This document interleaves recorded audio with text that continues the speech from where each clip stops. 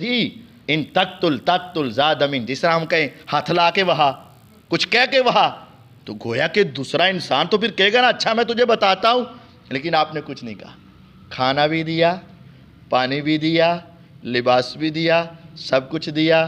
اگلے دن آ کے پھر پوچھا کیف انت یا سمامہ، کی حال ہے اسامہ؟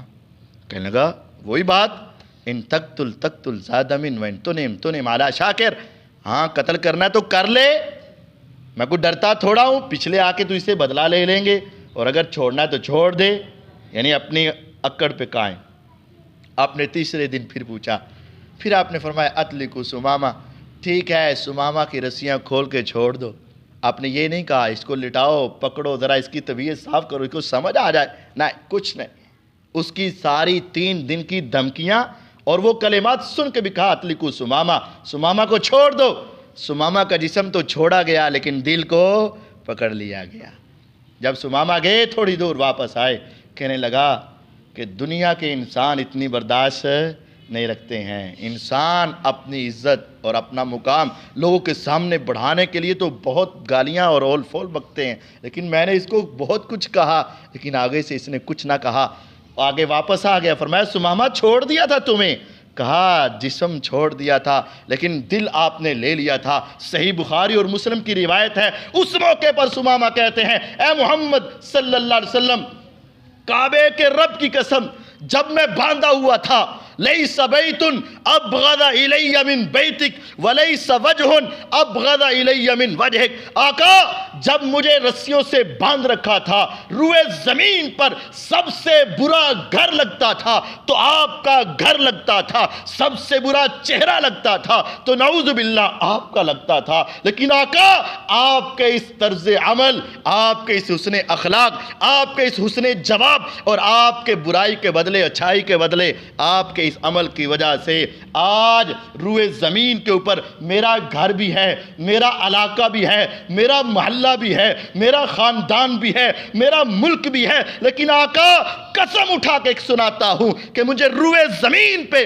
سب سے خوبصورت اگر گھر لگتا ہے تو یہ آپ کا گھر لگتا ہے، روئے زمین پہ سب سے پیارا چہرہ لگتا ہے تو اے محمد صلی اللہ علیہ وسلم آپ کا چہرہ لگتا ہے۔ یہ رب نے کہا تھا کأنہ ولی حمیم، ایسا کر کے تو دیکھو ایک وقت آئے گا کہ تیرا دشمن تیرا جگری اور گہرا دوست بن جائے گا۔ سمامہ دوست بنے، پھر کہنے لگے حضور علیہ السلام میں تو نہ رہا، مکے کی طرف جا رہا تھا عمرہ کرنے کے لیے اور آپ کے سپاہیوں نے مجھے پکڑ لیا، تو اب میں عمرہ کرنے جاؤں کہ نہ جاؤں، کیونکہ وہاں تو کفر کی حکومت ہے۔ فرمایا سمامہ اسلام کے مطابق جا کے عمرہ کرو، گھر تو اللہ کا ہے نا، اور اللہ تو ہمارا ہے، وہ تو قبضہ کیا انہوں نے۔ کہنے لگے ٹھیک ہے، سمامہ گئے اور جا کے اسلام کے مطابق جب عمرہ کرنے لگے تو لوگوں نے دیکھا اور دیکھ کر کہنے لگے سبوتا اوے بے دین ہو گیا ہے، اوے دین چھوڑ دیا ہے۔ سمامہ کہتے تمہیں کیا پتا، میں بے دین نہیں ہوا، مجھے تو دین ملا ہی اب ہے، اسلام ملا ہی اب ہے۔ اتنے غصے میں آئے، کہا لوگوں سن لو، آج کے بعد یمامہ کے علاقے سے تمہارے پاس جو گندم اور غلہ آیا کرتا ہے، آج کے بعد ایک دانہ بھی گندم کا اس وقت تک نہیں آئے گا جب تک تمہارے لیے سفارش محمد الرسول اللہ نہیں کریں گے صلی اللہ علیہ وسلم۔ جاؤ آج کے بعد تمہارے سارے گندم کے آنے والے معاملات ختم۔ کأنہ ولی حمیم، آپ کے وہ گہرے دوست بن چکے تھے۔ میرے نبی علیہ السلام نے اپنے اور پرائے سب کے ساتھ برائی کا بدلہ اچھائی سے دیا، برائی کا بدلہ اچھائی سے، برائی کا بدلہ اچھائی۔ آپ جانتے ہوں گے آپ نے خیبر کو فتح کیا، خیبر فتح ہوا، ایک پیغام آیا کہ حضور علیہ السلام ایک عورت نے آپ کی دعوت کی ہے۔ عورت کون ہے؟ یہودیہ، یہودی یا عیسائی جو اہل کتاب ہیں ان کا کھانا اگر حلال کا ہو تو کھانا جائز ہے۔ 6واں سپارہ سورۃ المائدہ پہلے رکوع کے آخر میں لکھا ہوا ہے۔ حضور علیہ السلام نے پوچھا کہ کیا پکایا ہے؟ انہوں نے کہا کہ چھوٹا بکرا، یعنی اس کی اگلی دستیاں پکائی ہیں، اور حضور علیہ السلام کو دستی کا گوشت سارے گوشت سے پسند تھا۔ حضور علیہ السلام نے چند صحابہ کو ساتھ لیا اور دعوت کو قبول کر لیا۔ جب آپ نے ابھی 2 یا 3 نوالے لیے تو وہ نوالا یعنی وہ بوٹی، وہ گوشت بول پڑا حضور ٹھہر جائیں، اس کے اندر زہر ہے۔ اللہ تعالیٰ نے جو چاہے علی کل شیء قدیر ہے، فعال لما یرید ہے، وہو القاہر علی کل شیء ہے، وہ ہر چیز کے اوپر قادر قدیر ہے، ہر چیز پر غالب ہے۔ اس نے اس گوشت کو حکم دیا، گوشت بولا، آپ نے صحابہ کو روک دیا، صحابہ کھا رہے تھے۔ آپ نے اس عورت کو بلایا، کہا بتا اس میں زہر ملایا ہے؟ اس نے کہا جی ہاں ملایا ہے۔ آپ نے فرمایا کیوں ملایا ہے؟ اس نے کہا سیدھی سی بات ہے، میں نے کہا اگر آپ اللہ کے سچے نبی ہوں گے تو وہ رب آپ کو بتائے گا، اور اگر آپ سچے نبی نہیں ہوں گے تو کھائیں گے ہماری جان چھوٹ جائے گی۔ اب غور کریں کہ ہمارے، اللہ نہ کرے کبھی آپ کو کوئی ایسا آدمی مل جائے جو آپ کو نقصان پہنچانے کے ارادے سے آیا اور آپ نے پکڑ لیا، اس وقت آپ کی اندرونی کیفیت کیا ہوگی؟ کیا آپ کا جی نہیں چاہے گا کہ اس کو مار ڈالوں، اس کے ٹکا بوٹی بنا دوں، اس کے ٹکڑے ٹکڑے کر کے رکھ دوں، یہ مجھے مارنے کے لیے آیا، میرے قتل کے ارادے سے آیا، میرے بارے میں یہ منصوبہ بندی کی، اب پکڑا گیا ہے، اب یہ ساری زندگی ترسے گا، ہم اس کو اسی طرح ذلیل و رسوا کریں گے اور اس کو اس طرح سزائیں دیں گے۔ ابھی تو کوئی آئے ارادے سے، اس نے تو آپ کو کھلا دیا، لیکن حضور علیہ السلام نے اس برائی کرنے والے کو بھی کہا جاؤ میں نے تمہیں معاف فرما دیا، آپ نے اس کو بھی معاف کیا۔ لیکن پھر کیا ہوا؟ جو چند صحابہ آپ کے ساتھ کھا رہے تھے نا، ان میں سے ایک صحابی کے اوپر اس کا اثر بہت ہوا اور وہ فوت ہو گئے، شہید ہو گئے۔ آپ نے پھر اس صحابی کے قصاص میں، اس صحابی کے بدلے میں اس عورت کو بھی قتل کر دیا قصاص کے اندر، ورنہ اپنے ویسے اس کو پہلے معاف فرما دیا تھا۔ آپ برائی کا بدلہ برائی سے نہیں دیا کرتے، ورنہ تو تھا نا کہ تو نے ہمارے مارنے کی کوشش کی، اس کو قتل کر دیا جائے، اس کو مار دیا جائے، اس کو قید کر دیا جائے، اس کو یہ زہر آلود کھلایا جائے، اس کے اوپر یہ ساری چیزیں ڈالی جائے۔ نہیں، آپ نے ایسا نہیں۔ عبداللہ بن ابی سے بڑا آپ کا دشمن کون ہوگا؟ حضور علیہ السلام نمازیں پڑھاتے، یہ پیچھے شرارتیں کرتا۔ حضور علیہ السلام کے پاس صحابہ اگر زیادہ صدقہ لے کر آتے تو یہ کہتا یہ دیکھو ریاکار ہے، اور اگر کوئی بیچارہ غریب تھوڑے سے جو لے کر آتا تو کہتا تیرے اتنے جو کو اللہ نے کیا کرنا ہے، تیری کیا ضرورت ہے؟ یعنی صحابہ کو، پیغمبر علیہ السلام کو ہر وقت پریشان اور ٹینشن دیتا رہتا۔ ایک مرتبہ تو جب امی عائشہ رضی اللہ عنہا پر تہمت لگی تھی تو لگانے والا کون تھا؟ عبداللہ بن ابی، منافق، رئیس المنافقین، اور میرے آقا اتنے تنگ آ گئے تھے۔ پھر آپ نے فرمایا تھا من یعذرنی من رجل قد بلغنی اذاہ فی اہل بیتی، کون ہے جو مجھے اس ظالم سے نجات دلوا دے، اس نے تو مجھے تنگ کر کر کے بہت پریشان کیا ہوا ہے، کون ہے جو میری جان چھڑا دے اس ظالم سے؟ حضور علیہ السلام بہت تنگ آ چکے تھے اس سے۔ اس کا بیٹا، اس کا بھی نام عبداللہ تھا، وہ پکا مومن تھا، اور باپ کا نام عبداللہ اور پکا منافق اور منافقوں کا سردار۔ ایک مرتبہ آپ کے پاس آیا اور آ کر کہنے لگا پریشانی کے عالم میں حضور ابو فوت ہو گئے، عبداللہ بن ابی منافقوں کا سردار فوت ہو گئے، بچہ ہے نا، بیٹا تو تھا ہی نا، باپ آخر باپ ہی ہوتا ہے۔ تو حضور علیہ السلام کو آ کے کہنے لگا کہ ابو فوت، اب ہمارا دشمن مر جائے ہم کہتے ہیں الحمدللہ، اللہ تیرا شکر ہے، جاوے جہنم جاوے کہاں، ہماری یہ کیفیت ہوتی۔ لیکن رسول اللہ صلی اللہ علیہ وسلم برائی کا بدلہ برائی سے نہیں دیتے تھے۔ آپ اپنے گھر میں گئے، جو قمیض آپ نے اپنے جسم پہ پہن رکھی تھی، آپ نے وہ قمیض اتاری، دوسری پہنی اور اتار کے کہا کہ عبداللہ بیٹے یہ قمیض لے جاؤ، یہ اپنے ابو کو کفن کے طور پر پہنا دینا، شاید میرے جسم سے لگی ہوئی قمیض کی برکت سے یہ اللہ تیرے ابو کو معاف فرما دے۔ یعنی آپ اس کے معافی کے طلبگار ہیں، اس کی معافی کے لیے بہانے تلاش کر رہے، اور کہا بیٹا جب جنازے کا وقت ہوگا تو مجھے بتا دینا۔ جنازہ پڑھانے کا وقت آیا تو اس نے آپ علیہ السلام کو بتایا، نبی علیہ السلام جنازہ پڑھانے کے لیے چلے گئے۔ حضرت عمر رضی اللہ تعالیٰ نے آپ کو یہاں سے پکڑا، حضور آپ اس ظالم کا جنازہ نہ پڑھائیں۔ آپ نے فرمایا عمر اللہ تعالیٰ نے قرآن میں کیا کہا ہے، استغفر لہم او لا تستغفر لہم ان تستغفر لہم 70 مرہ فلن یغفر اللہ لہم۔ اے پیغمبر علیہ السلام آپ اس کے لیے معافی مانگیں یا نہ مانگیں، آپ 70 مرتبہ بھی معافی مانگیں گے تو اللہ اس کو معاف نہیں کرے گا۔ تو فرمایا عمر اللہ تعالیٰ نے مجھے اجازت دی ہوئی ہے، مانگو یا نہ مانگو۔ تو اللہ نے یہ کہا 70 مرتبہ بھی مانگے تو معاف نہیں کرنا، تو شاید میں 70 سے زیادہ مرتبہ مانگوں تو میرا اللہ اس کو بھی معاف فرمائے دے۔ آپ نے جنازہ پڑھایا اور اس کے لیے بہت دعائیں کی، اس سے آگے صحیح بخاری اٹھا کے دیکھیے گا، میرے نبی علیہ الصلوۃ والسلام قبر کے اوپر پہنچے، جب اس کو قبر میں لٹایا گیا، آپ قبر میں اترے یا اس کو باہر نکالا گیا، آپ نے اس کا سر اپنی گود میں رکھا اور اس کے منہ کو ہلکا سا کھولنے کی کوشش کی اور اپنے منہ سے لعاب نکال کر اس کے منہ میں ڈال دیا۔ کاش اللہ کو یہی بات پسند آ جائے اور میرے لعاب کی برکت سے ہی یہ صحیح جواب دے اور بخش دیا جائے۔ آپ نے برائیوں کا بدلہ کس قدر احسن طریقے سے دیا، لیکن پھر آسمان سے قرآن اس وقت اترا، وَلَا تُصَلِّ عَلَىٰ أَحَدٍ مِّنْهُمْ مَاتَ أَبَدًا وَلَا تَقُمْ عَلَىٰ قَبْرِهِ۔ حضور آج کے بعد آپ نے کسی منافق کا نہ جنازہ پڑھانا ہے اور نہ آپ نے ان کی قبر پر آ کر دعا کرنی ہے۔ اللہ تعالیٰ ان کے لیے آپ کی دعا کو پسند ہی نہیں کرتا، لیکن اس سے پہلے آپ نے اس کی ساری برائیاں احد کے اندر پیچھے لانا، آپ کو تکلیف دینا، صحابہ کو تنگ کرنا، مسجد زرار بنانا، آپ کی زوجہ محترمہ کے اوپر تہمت لگانا، یہ ساری برائیوں کے باوجود آپ نے اس کے ساتھ برائی کا بدلہ برائی سے نہیں دیا تھا۔ ادفع باللتی ہی احسن، ایسے طریقے سے جواب دو جو احسن ہو۔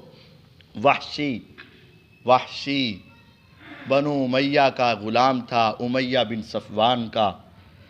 امیہ نے کہا ہوا تھا، اے وحشی تو میرا غلام ہے، ساری زندگی کیوں غلامی گزارے گا؟ اگر تو اب احد کے میدان میں امیر حمزہ رضی اللہ تعالیٰ عنہ کو قتل کر دے نا، شہید کر دے، تو جا تو آزاد۔ وحشی کہتا ہے میں آزاد؟ اس نے کہا آزاد۔ اب وحشی کہتا ہے میں میدان احد میں آیا، سارے لوگ اپنے اپنے لحاظ سے لڑائی کر رہے تھے اور میرے دل و دماغ میں صرف ایک ہی سوچ تھی، کاش میں امیر حمزہ کو قتل کر دوں اور میری زندگی کیا ہو جائے، میں آزاد ہو جاؤں۔ میں تلاش میں رہا۔ ایک وقت آیا کہ میں نے امیر حمزہ رضی اللہ کو مارا، ان کی کوکھ میں لگا، وہ شہید ہوئے، میں سمجھا کہ میں کامیاب ہو گیا۔ وقت گزر گیا، وحشی آزاد ہو گئی۔ وقت گزر گیا، تقریباً 6 سال بعد، اندازاً 5.5 6 سال بعد، جب مکہ فتح ہو گیا، آپ نے عام معافی کا اعلان کر دیا کہ سب کو معاف، جاؤ تمہارے سارے پاپ معاف، تمہاری ساری غلطیاں معاف، تمہارے سارے ظلم معاف، تمہارے سارے ستم معاف۔ لیکن وحشی کو ابھی بھی تھا کہ مجھے معافی نہیں مل سکے گی۔ وحشی چھپ کر رسول اللہ صلی اللہ علیہ وسلم کے پاس آیا اور آ کر کہنے لگا، حضور آپ مجھے معاف فرما دیں۔ فرمایا معاف تو میں نے سب کو کر دیا ہے، تو علیحدہ کوئی معافی مانگنا چاہتا ہے؟ کہتے ہیں مجھے پتہ ہے کہ اگر آپ کو میرے بارے میں پتہ چل گیا تو پھر آپ مجھے معاف نہیں کریں گے، تو آپ مجھے پہلے معاف فرمائیں، پھر میں اپنا تعارف کرواؤں گا۔ فرمایا کر دیا ہے معاف، لیکن بتا تو کون ہے؟ پھر جب اس نے بتایا، اس نے کہا آقا یہ بدقسمتی میرے حصے میں آئی کہ میں نے آپ کے چچا امیر حمزہ رضی اللہ ان کو شہید کیا تھا۔ میرے آقا کے جسم کے اوپر وہ خاص کیفیت طاری ہوئی اور وہ اپنے امیر حمزہ چچا جو باپ کی جگہ پر تھے، ان کا زخم دوبارہ ہرا ہوا۔ آپ کو امیر حمزہ رضی اللہ سے بڑا پیار تھا، آپ ان کی وفات اور شہادت پہ بہت رویا کرتے تھے۔ میرے آقا اپنے جسم کے اوپر ضبط نہ رکھ سکتے تھے۔ فرمایا وحشی ایک بات سن لے، معافی تو تیرے لیے ہے، میں نے تجھے معاف تو کر دیا ہے، لیکن میں تجھ سے ایک التجا کرتا ہوں، ایک گزارش کرتا ہوں۔ فرمایا آقا حکم فرمائیں۔ کہا صرف ایک گزارش ہے وحشی، آئندہ میرے سامنے نہ آنا، مجھ سے اپنے چچا کا قاتل برداشت نہ ہو پائے گا۔ یعنی کتنی محبت ہوگی اپنے چچا سے، کتنا پیار ہوگا اپنے چچا سے، اور اپنے چچا کا قاتل سامنے ہے، لیکن حضور کا طریقہ یہ ہے، فرمایا میں تجھے معاف تو کر دیتا ہوں، لیکن تجھے دیکھ کر پھر مجھے اپنے اوپر ضبط نہ ہو پائے گا، مجھے نظر نہ آنا۔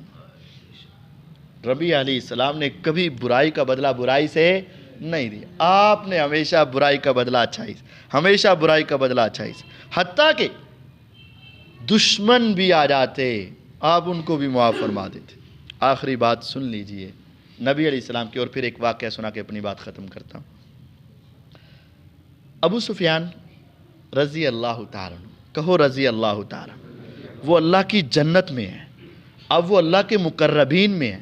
اسلام لانے سے پہلے نا بندہ جتنا بڑا گناہگار ہو، یہ مسئلہ سمجھ لیں، پھر اصل بات سناتا ہوں، اسلام لانے سے پہلے جتنا بڑا گناہ گار ہو نا، جب اسلام قبول کرتا ہے نا دو کام ہوتے ہیں، پہلے سارے گناہ معاف، صرف گناہ معاف نہیں بلکہ ڈھیر اسی طرح کھڑے رہتے ہیں۔ میرا رب کہتا ہے الا من تاب وآمن وعمل عملا صالحا فاولئک یبدل اللہ سیئاتہم حسنات۔ 18ویں سپارے میں میرے اللہ تعالیٰ نے فرمایا 19ویں سپارے میں کہ اللہ تعالیٰ ان کے سارے گناہوں کو اسی طرح کھڑے کھڑے نیکیوں میں بدل دیتے ہیں۔ یعنی ایک آدمی تھا برابر بڑا اسلام کا دشمن نہیں تھا، مثال دیتا ہوں، او دیسی 1 لاکھ گناہ، بڑا دشمن نہیں تھا، مسلمان ہوا تو اس کی نیکیاں کتنی بنی؟ 1 لاکھ۔ ایک اتنا بڑا دشمن تھا کہ اس کے 1 ارب گناہ تھے، لیکن جب مسلمان ہوا تو وہ فوراً اس کی نیکیاں کتنی بن گئیں؟ 1 ارب۔ اب بڑا کون ہو گیا؟ جو پہلے بڑا دشمن تھا اب وہ اللہ کا بڑا مقرب ہو گیا، اتنی نیکیاں اس کے حصے میں آ گئی، اب وہ بہت بڑا عظیم انسان ہو گیا کہ ایک دم سے 1 منٹ کے اندر کلمہ پڑھنے کی وجہ سے گناہ نہ رہے بلکہ ختم ہونے کے بجائے وہ سارے نیکیوں میں تبدیل ہو گئے۔ ابو سفیان رضی اللہ تعالیٰ عنہ پہلے کافروں کے بہت بڑے سردار اور میرے آقا کے بڑے دشمن تھے، اگر اسی طرح فوت ہوتے تو بڑی گہری جہنم میں جاتے، لیکن میرے رب نے ان کو جب توفیق دی، کلمہ پڑھا، مسلمان ہوئے تو اتنے ہی بڑے ہی نیک انسان ہو گئے، اتنی نیکیاں ان کی جمع ہو گئی۔ لیکن میں پچھلا واقعہ آپ کو سنانا چاہتا ہوں، میرے حضور کا ان کے ساتھ تعلق کیا تھا۔ احد کی بدر کی لڑائی ابو سفیان رضی کی وجہ سے ہوئی۔ احد کی لڑائی میں کافروں کا جو سب سے بڑا سردار تھا ابو سفیان تھے۔ خندق کے اندر سب سے بڑے کافروں کے سردار کون تھے؟ ابو سفیان تھے۔ یعنی بہت جنگیں کی، بڑا اسلام کے خلاف چلے، لیکن اللہ نے ان کو سب کچھ کیا ہے؟ معاف کیا۔ ہوا کیا کہ مکے کے اندر قحط آ گیا، مکے میں قحط آ گیا، اور قحط اس قدر عظیم ہوا کہ نوجوان لڑکے اگر آسمان کی طرف دیکھتے تو وہ بھی ان کو چکر آتے اور بے ہوش ہو کے گر جاتے، اور بوڑھے تو برداشت ہی نہ کر پاتے، بچے اور عورتیں روتے اور بلکتے اور ان کا رونا دیکھا نہ جاتا، حتیٰ کہ وہ سارے اپنے سردار کے پاس آ کر کہنے لگے ابو سفیان اب ہمارے سارے چارے کار ختم ہو چکے ہیں، اب بچوں کا بلکنا اور رونا ہم سے برداشت نہیں ہوتا ہے، اور عورتوں کا رونا ہم سے برداشت نہیں ہوتا ہے، جوان بھی اپنی جوانی پہ کنٹرول نہیں رکھ پا رہے ہیں، اور بوڑھے تو بے ہوش ہی ہوئے جا رہے ہیں، اب ایک ہی راستہ ہے۔ ہم جانتے ہیں کہ کام بڑا مشکل ہے، بہت مشکل ہے، لیکن راستہ صرف وہی ہے۔ ہم جانتے ہیں کہ بدر، احد، خندق میں تو ان کے مقابلے میں آیا تھا اور تو نے سب سے بڑھ کر دشمنی کی ہے، تیرے لیے تو اور زیادہ مشکل ہے، لیکن راستہ ایک ہے۔ دیکھ لے، بچوں کی خاطر، عورتوں کی خاطر، بوڑھوں کی خاطر، ہم جوانوں کی خاطر ایک مرتبہ تو مکے سے سفر کر کے مدینے جا تو صحیح۔ ارے میں کیا کروں، ادھر جا کے حضور سے کہہ دے کہ اب بس کر دو، آسمان والے سے کہہ دے کہ اب بس کر دے، آسمان سے رحمت کی بارش برسا دے اور قحط سالی کو ختم کر دے۔ ابو سفیان رضی اللہ تعالیٰ نے اس وقت مسلمان نہیں ہوئے، ابھی اپنے دل پہ کیسا پتھر رکھا ہوگا۔ تم ذرا سوچو نا، تمہاری لڑائی ہوئی ہو اور 1 نہیں 2 نہیں 3 جنگیں کی ہوں اور ان کے اتنے بندے مارے ہوئے ہوں، اتنی سخت جنگ ہو، اور تمہیں کہا جائے کہ اس سے جا کے ایک بھیک مانگو، اس کے سامنے جا کے اس سے التجا کرو۔ ابو سفیان اپنے بچوں کے ہاتھوں کتنے مجبور ہوئے ہوں گے، عورتوں کے ہاتھوں کتنے مجبور ہوئے ہوں گے، ایک سپہ سالار کس طرح جھک کے آقا کے پاس گیا ہوگا۔ صحیح بخاری کو اٹھا کے دیکھو، آپ علیہ السلام کے پاس آئے، حضور نے دیکھا ابو سفیان، آ کر بیٹھ کے کہنے لگا بھتیجے ٹھیک ہے، تیرا دین الگ ہے، ہمارا دین الگ ہے، میں مانتا ہوں کہ ہم نے بڑے ظلم کیے تمہارے اوپر، ہمیں یقین ہے، ہم اس بات کے اوپر تسلیم کرتے ہیں کہ ہم نے بہت ظلم کیے تیرے اوپر، لیکن مجھے بتا، وہ عورتیں تو بیٹیاں تو سانجھی ہوتی ہیں نا، وہ بیٹیاں تو تیری بیٹیاں ہیں نا، وہ بزرگ تو تیرے بزرگ ہیں نا، وہ خاندان تو تیرا خاندان ہے نا، وہ علاقہ تو تیرا ہی علاقہ ہے نا۔ اے محمد صلی اللہ علیہ وسلم، اب ذرا آسمان والے سے کہہ دے کہ بس کر دے، اس سے ذرا دعا تو کر۔ ہمارے جیسا ہوتا تو کہتا ہاں اب تو ابھی تمہیں پتہ چلے گا، ابھی میری داڑھ کے نیچے آئے ہو، ابھی تو میں اور رلاؤں گا، ابھی تو تمہیں اور اس طرح سسکنا پڑے گا۔ کعبے کے رب کی قسم، 3 جنگیں اپنی جگہ پہ، ظلم و ستم اپنی جگہ پہ، ناانصافیاں اپنی جگہ پہ، مکے سے نکالنا اپنی جگہ پہ، ہجرت پہ مجبور کرنا اپنی جگہ پہ، سارے ظلم کے پہاڑ اپنی جگہ پہ، لیکن جب ابو سفیان آ گئے، وَلَا يَدْفَعُ السَّيِّئَةَ بِالسَّيِّئَةِ، میرے آقا نے برائی کا بدلہ برائی سے نہیں دیا۔ آسمان کی طرف ہاتھ اٹھائے، اللہ تو ان کو معاف کر دے، اے اللہ ان کے قحط کو ختم کر دے، خدایا اب تو بس کر دے۔ جب ابو سفیان نے یہ دعائیں سنی، ابو سفیان یہاں سے اٹھے، مکے کی طرف روانہ ہوئے۔ ابھی مکے میں نہیں پہنچے تھے، ابو سفیان کے آنے سے پہلے ہی آسمان سے رحمت کی بارش اتر چکی تھی۔ یہ رسول اللہ صلی اللہ علیہ وسلم نے ہمیں یہ دیا ہے۔ یہ آج کا ربیع الاول کا مہینہ ہے، سیرت کا یہ پیغام ہے کہ ہمارے اندر بھی یہ حوصلہ، یہ ہمت، یہ برداشت، یہ جذبہ ہو کہ ہم بھی برائی کا بدلہ برائی سے نہیں دیں۔ کوئی ہمیں الٹا پکارے گا، کوئی ذرا غصے سے بولے گا، آپ ذرا ایک مرتبہ مسکرا کے بول دینا، یقین جاننا اس کو ایک ایسی چوٹ لگے گی کہ وہ سوچنے پہ مجبور ہوگا۔ میں نے بڑے ایکسیڈنٹ دیکھے، آپ نے بھی دیکھے ہوں گے، میں نے بھی دیکھے، بڑی لڑائیاں ہوئیں۔ ہر روز ہی جب بھی روڈ پر نکلتے ہیں کوئی نہ کوئی ہو ہی رہا ہوتا ہے، لیکن کوئی نہیں یاد رہتا۔ بڑے دیکھے سب بھول گئے، بہت لڑائیاں دیکھی سب بھول گئے، میری اپنی پتہ نہیں کتنی ٹکریں ہوئیں، مجھے سب بھول گئیں، لیکن ایک آدمی مجھے نہیں بھولتا، وہ میری اپنی ٹکر نہیں تھی۔ جا رہے تھے تو سامنے ایک بزرگ اپنی سائیکل پہ جا رہا ہے، اور ایک نوجوان سا لڑکا جس طرح وہ الٹی سیدھی چلاتے ہیں، تیز آیا اور سیدھا نوجوان لڑکا اس طرح کہ ان کی سائیکل میں لگا۔ یہ بیچارے بزرگ گرے، وہ بھی گرا دور جا کے۔ اب غلطی کس کی تھی؟ نوجوان لڑکے کی۔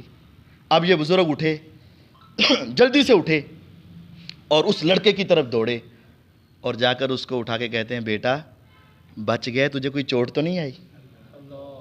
بیٹا بچ گئے، تجھے کچھ ہوا تو نہیں ہے؟ اب میری اور آپ کی کیفیت کیا ہے؟ گالیاں، اول فول، تجھے نظر نہیں آتا ہے، ایسے ہاتھ اٹھاتے ہیں، لیکن یقین جانیے وہ بندہ آج تک مجھے نہیں بھولا، اور مجھے یقین ہے اس نوجوان کو بھی وہ آج تک نہیں بھولا ہوگا کہ ساری دنیا کا انداز کیا ہے۔ اور یہ بیچارہ بوڑھا سائیکل پہ جا رہا ہے، گرا تھا، اٹھ کر اس کی طرف دوڑا اور جا کے کہتا ہے، بیٹا چوٹ تو نہیں آئی؟ کوئی تمہیں تکلیف تو نہیں آئی؟ یہ ہے اسلامی طریقہ، ادفع باللتی ہی احسن، انداز وہ ہو جو سب سے اچھا ہے۔ کیا نتیجہ کیا نکلے گا؟ فَإِذَا الَّذِي بَيْنَكَ وَبَيْنَهُ عَدَاوَةٌ كَأَنَّهُ وَلِيٌّ حَمِيمٌ، تیرا دشمن بھی تیرا گہرا دوست بن جائے گا۔ اللہ تعالیٰ مجھے اور آپ کو اسی طرح کی پیغمبر علیہ السلام کی سیرت اور سنت پر عمل کرنے کی توفیق عطا فرمائے۔ وآخر دعوانا ان الحمد للہ رب العالمین۔